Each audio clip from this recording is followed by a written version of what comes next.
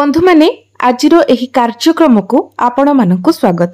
आजिरो एही कार्यक्रमटी तुला राशि व्यक्ति विशेष मानक पई बहुत गुरुत्वपूर्ण अटे। कारण तुला राशि व्यक्ति विशेष मानक जीवन रे एही विश्वकर्मा पूजा ठारू एक बड़ परिवर्तन आसीबाकु जाउछि।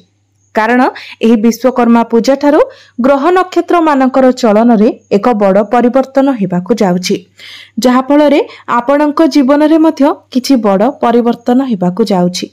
तेबे बंधु माने आपणक जीवन रे केउ सब परिवर्तन हेबाकु जाउछि से विषय रे जानिबा पई आपण माने भिडियोटी को स्किप न करी शेष पर्यंत निश्चय देखंतु एवं भिडियोटी को लाइक करी चैनल टी को सब्सक्राइब करी दियंतु।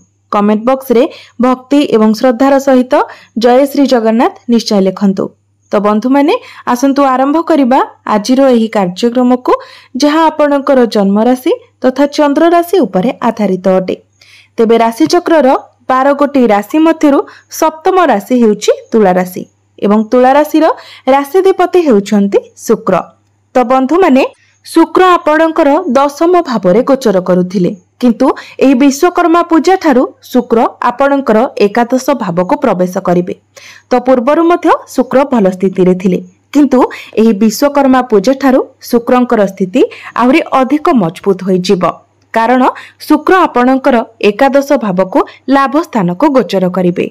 कुंडली रे एकादश स्थानटी को सबुठारु अधिक शुभ बोली माना जाई थाए। कारण एकादश भावटी होई थाए लाभर स्थान, इच्छा पूर्तिर स्थान, आपणकर इनकम रो स्थान। तो निश्चित भावरे एही विश्वकर्मा पूजा ठारू आपणकर इनकम बढ़िबो। प्रत्येक क्षेत्र रे आपणको लाभ प्राप्ति हेबो। आपण जेउ भी कार्य रे हाथ देबे निश्चित भावरे सेथिरे आपणको सफलता मिलिबो। एहा व्यतीत आपणकर स्वास्थ्य मते बहुत भल रहिबो। आपण निजको स्वास्थ्यवान अनुभव करिवे। पूर्वरु जदि आपणकर स्वास्थ्य रे कोनोसी प्रकारर समस्या लागि रहितिला तो से सब समस्या मते आपणकर दूर होई जिवो। आपणकर जे अजथा खर्च हेउतिला अजथा खर्च आपणकर नियंत्रण को आसी जिवो। आपणकर संचित अर्थ रे वृद्धि हेबो। एबे आसंतु जानिबा आपणकर शिक्षा क्षेत्र किपरि रहिबो एही विश्वकर्मा पूजा परठारु।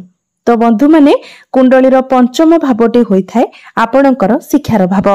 आपणकर पंचम भावर अधिपति हेउछंती शनि। शनि आपणकर कुंडलीर षष्ठ भावरे गोचर करूछंती एवं आपणकर पंचम भावरे गोचर करूछंती राहु। बंधु माने राहु हेउछंती मुंडविहीन ग्रह, छाया ग्रह। तो निश्चित भावरे राहु आपणक मध्यरे कन्फ्यूज क्रिएट कराइबे। आपणक मनरे गोटे प्रकारर भय एवं शंका रहिबो। पाठ पढ़ारे आपणकर सेतेटा मन लागिबो नाही। आपणकर पंचम भावर अधिपति शनि मध्य आपणकर षष्ठ भावरे गोचर करूछंती। षष्ठ भावटी को कुंडली रे भलो बोली माना जाय न थाए। तो निश्चित भावरे शनिकर स्थिति मध्य एठारे सेतेटा भलो रहु नाही। तो बंधु माने एही विश्वकर्मा पूजा परे जदि आपण किछि एडमिशन नेबा पई चाहछंती ताहा आपण करि परिबे। किंतु आपणकर जदि कोनोसी एग्जाम अछि तो एग्जाम आपणक पई एवरेज रहिबो।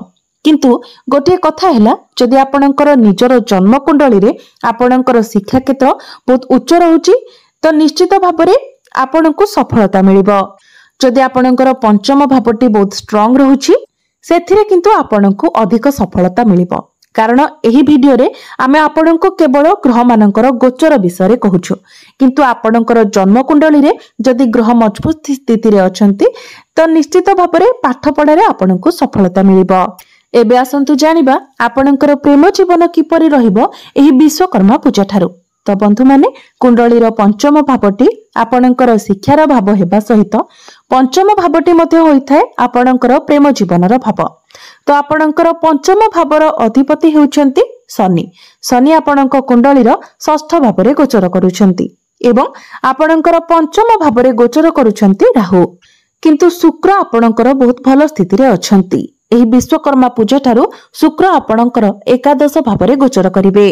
शुक्रंकर दृष्टि आपणकर पंचम भाव उपरे रहिबो। राहु आपणकर पंचम भावरे थिबा कारणरु आपणक मध्यरे कन्फ्यूजन रहिबो। आपणकर पार्टनर को टिके डाउट करि पारंती। राहु हेउछंती छलिया ग्रह। तो तो आपणकर पार्टनर मध्य आपणक सहित किछि छळ करि पारंती। से जेमिति कहूथिबे आपणक सहित सेमिति करि न पारंती एवं जो भली व्यवहार करूथिबे सेमिति कहि न पारंती। आपणक एपरि किछि फील होई पारे। तो आपणक मध्य एई सब कारण पई टिके मिसअंडरस्टैंडिंग होई पारे, मिसकम्युनिकेशन होई पारे। बहुत छोट छोट कथा को लेकिन आपणक मध्य कन्फ्यूजन हेबो। किंतु शुक्रंकर स्थिति बहुत भल थिबा हेतु आपण एसबुरे एडजस्ट करबा पई चेष्टा करिवे। किंतु शनि आपणकर षष्ठ भाव थिबा कारणरू एमिति किछि समय आसी पारे जो समय आपणक मध्य कथावार्ता बंद होई जाई पारे। सेथि पई आपण जेते मात्रा रे पारिबे स्टेबल रहिबा पई चेष्टा करंतु। एबे आसंतु जानिबा आपणकर वैवाहिक जीवन किपरि रहिबो एही विश्वकर्मा पूजा ठारू। तो बंधु माने कुंडलीर सप्तम भावटी होइथाय आपणकर वैवाहिक जीवनर भाव, आपणकर जीवन साथीर भाव। आपणकर सप्तम भावर अधिपति हेउचंती मंगल। एही विश्वकर्मा पूजा ठारू मंगल आपणकर प्रथम भावरे चलन करिवे एवं मंगलंकर दृष्टि आपणकर सप्तम भाव उपरको ही रहिबो। तो निश्चित भावरे एही विश्वकर्मा पूजा ठारू आपणकर वैवाहिक जीवन बहुत भल रहिबो। पूर्वरु मंगल आपणकर द्वादश भावरे गोचर करुथिले, जहा फଳରେ आपणकर वैवाहिक जीवन रे किछिटा समस्या देखा देउथिला। कारण द्वादश भावटी को कुंडली रे भलो बोली माना जाय न थाए।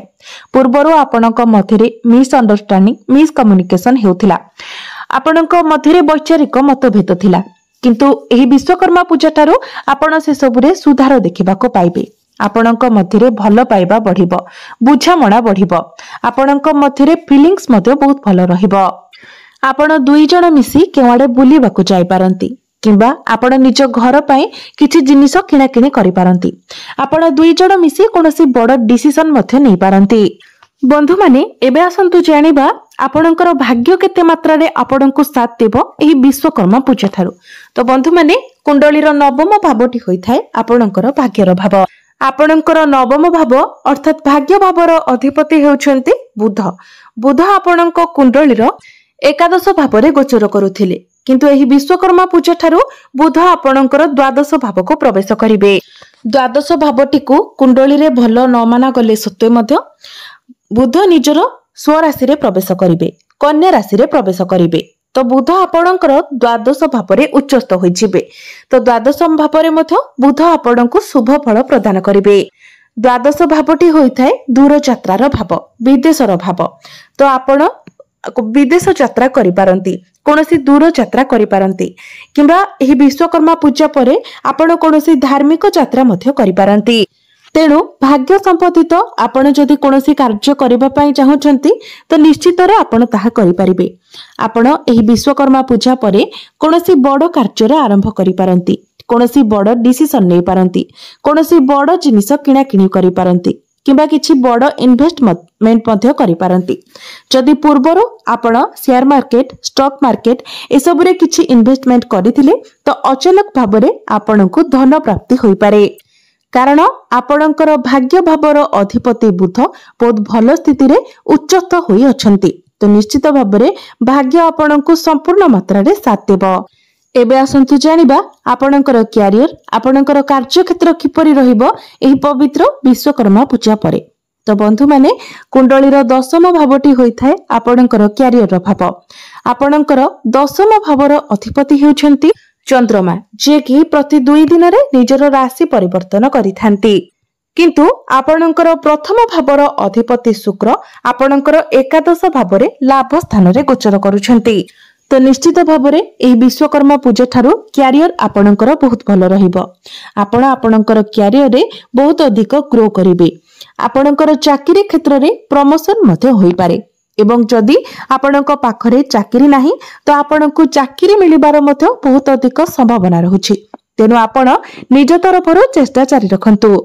आपण आपणकर कैरियर को नै बहुत सीरियस रहिबे, निजर काम गुडी को बहुत भल भाबरे करि परिबे। कार्य क्षेत्र रे आपणको अचीवमेंट मिलि पारे, मान सम्मान मिलि पारे। बिजनेस कथा जदि कहिबा तो बिजनेस मध्य एही विश्वकर्मा पूजा ठारू आपणकर बहुत भल रहिबो। बिजनेस रे आपणकर ग्रोथ हेबो, आपणकर कस्टमर बढ़िबे, आपणकर डेली इनकम मध्य बढ़िबो, जहा फल रे आपणकर फाइनेंशियल ग्रोथ हेबो।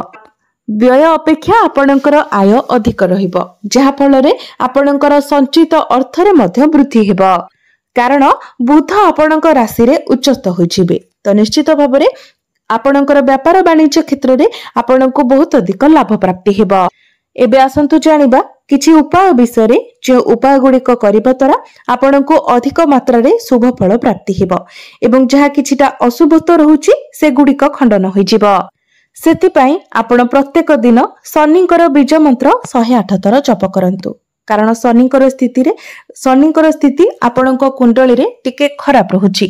सेतिपई प्रतिकार स्वरूप आपण प्रत्येक दिन शनिकर बीज मंत्र 108 थर जप करंतु एवं प्रत्येक दिन हनुमान चालीसार पाठ करंतु। एहा व्यतीत राहुंकर प्रतिकार स्वरूप आपण प्रत्येक दिन पक्षी माननकु किछि खाइबाकू दियंतु एवं पानी दियंतु। प्रत्येक दिन आपण उदित सूर्य को तंबा पात्र रे जलार्घ्य अर्पण करंतु। निश्चित भाबरे आपणको अधिक मात्रा रे शुभ फल प्राप्ति हेबो।